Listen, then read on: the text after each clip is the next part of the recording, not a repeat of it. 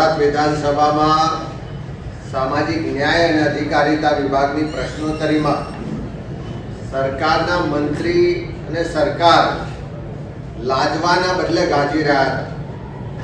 એક તરફ સરસ્વતી સાધના યોજના અમલમાં છે, જેમાં એસસી, એસટી અને ઓબીસી સમાજની દીકરીઓને શાળાએ જવા માટે સાયકલ સહાય આપવામાં આવે છે।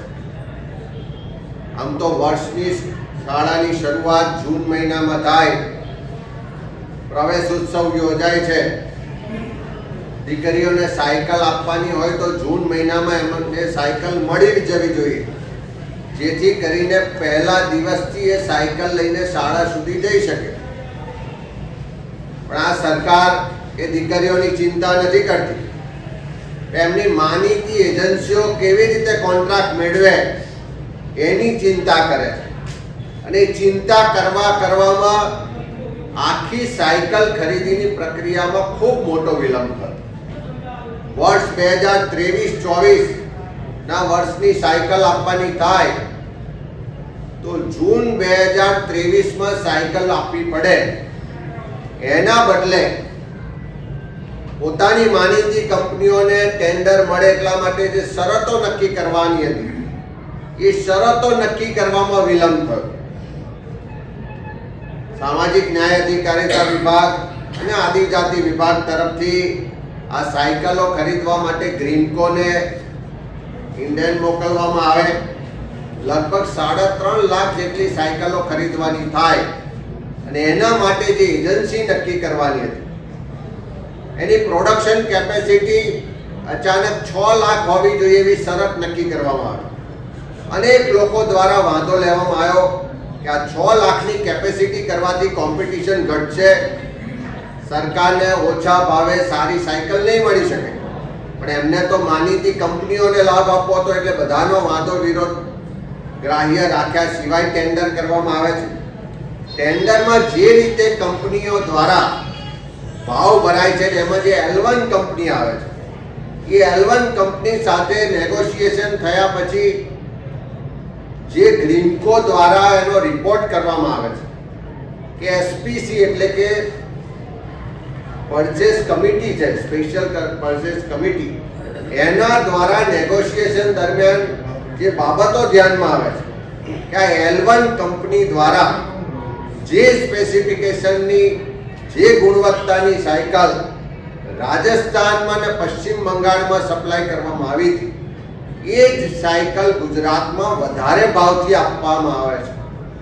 અને એ કમિટીના કહેવા મુજબ એ કંપની દ્વારા રાજસ્થાનમાં જે ભાવ આપ્યા હતા એના કરતાં ગુજરાતમાં 587 રૂપિયા પ્રતિ સાયકલ વધારે ભાવ કોટ કરવામાં આવ્યો છે।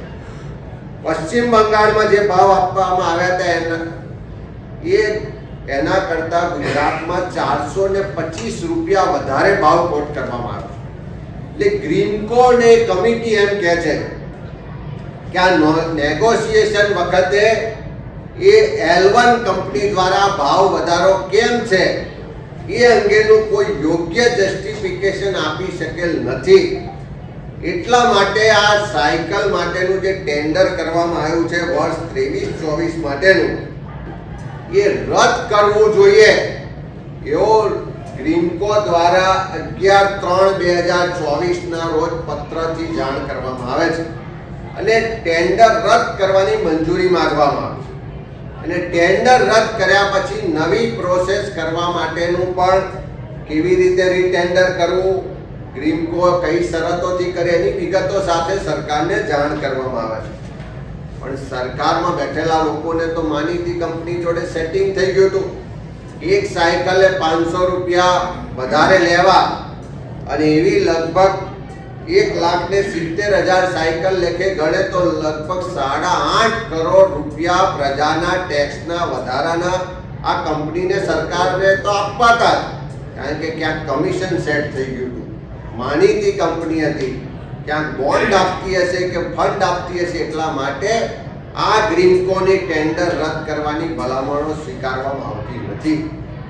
ત્યાર પછી જ્યારે કંપની દ્વારા સાયકલો ની પૂર્ણતા એટલે કે ઓર્ડર આપીને આપણને સરકારને આપવામાં આવે છે, પહોંચાડવામાં આવે છે, ત્યારે સરકારની થર્ડ પાર્ટી એજન્સી એટલે ઇક્યુડીસી લેબ છે, જે ગાંધીનગર ખાતે આવેલી લેબ દ્વારા એની ચકાસણી કરવામાં આવે છે. તો એ લેબના રિપોર્ટમાં આવે છે કે જે સ્પેસિફિકેશન ને આઈએસ સ્ટાન્ડર્ડ હતા એ મુજબની સાયકલ આ સપ્લાય કરવામાં આવી નથી. સાયકલની જે ફ્રેમ હોય એ ફ્રેમ આઈએસ સ્ટાન્ડર્ડ મુજબની હોય છે નહીં. એટલે હલકી ગુણવત્તાવાળી સ્પેસિફિકેશનમાં નક્કી થયા કરતા જુદા સ્પેસિફિકેશન વાળી સાયકલ સપ્લાય થઈ છે, એટલે સ્વીકારી શકાય નહીં. અને એના કારણે સાયકલો જિલ્લા વાઇઝ આવી ચૂકી હતી, પણ સરકારના વિભાગો અને અધિકારીઓ કોઈ જવાબદારી લેવા તૈયાર નહોતા, કારણ કે આ તો હલકી ગુણવત્તાવાળી સાયકલ છે. 500 રૂપિયા વધારે આપ્યા તો એ કમિશન સેટ ક્યાં કરવાનું, તો ગુણવત્તામાં કરવા વાળી આ સાયકલ છે. એટલે લાંબા સમય સુધી આ સાયકલો દરેક જિલ્લામાં ખુલ્લામાં પડી રહી, વરસતા વરસાદમાં પલળી, કાટ ખાઈ ગઈ, ભંગાર હાલતમાં થઈ ગઈ. વારંવાર અમે એના તપાસ માટેના કાગળો લખ્યા, તપાસની માગણી કરી. રાજ્યના મંત્રી ઋષિકેશ પટેલે ગયા વર્ષની જુલાઈ મહિનામાં જાહેરાત કરી હતી કે અમે આની તપાસ કરીશું. પણ આજે જ્યારે વિધાનસભામાં પૂછ્યું કે આ લેબ દ્વારા એની ચકાસણી કરવામાં આવી તો એને નાપાસ કરવામાં આવી છે. ગુણવત્તાવાળી નહીં હોવાને કારણે સાયકલો ખુલ્લામાં પડી રહી છે, ભંગાર હાલતમાં પડી રહી છે. એની તપાસ કરવા માટેની જાહેરાત સરકારે કરી હતી. તે તપાસનો રિપોર્ટ વિધાનસભા ગૃહમાં મૂકો, એ લેબનો રિપોર્ટ વિધાનસભા ગૃહમાં મૂકો. આ સાયકલના સ્પેસિફિકેશન ને બીજા રાજ્યોના સ્પેસિફિકેશન વિધાનસભા ગૃહમાં મૂકો. પણ સરકાર એ કરવા માંગતી નથી. સરકારને તો એમના જે ચોર છે, જે કૌભાંડીઓ છે એને બચાવવા છે, અને એટલા માટે ઉડાવ જવાબો વિધાનસભામાં આપવામાં આવે છે. હજુ પણ 2023 નું વર્ષ તો ક્યારનું પૂરું થયું. 2024-25 નું વર્ષ પણ આજે ફેબ્રુઆરી મહિનો છે, હમણાં એપ્રિલ મહિનામાં પૂરું થશે. હજુ 23-24 ના વર્ષની સાયકલો પણ દીકરીઓને મળી નથી. ચાલુ વર્ષ પૂરું થવા આવ્યું તેમ છતાં સાયકલો મળી નથી. એટલે લગભગ 3.5 લાખ દીકરીઓને સાયકલો ન મળી. પ્રજાના ટેક્સના 500 રૂપિયા દરેક સાયકલે વધારે ચૂકવવામાં આવ્યા.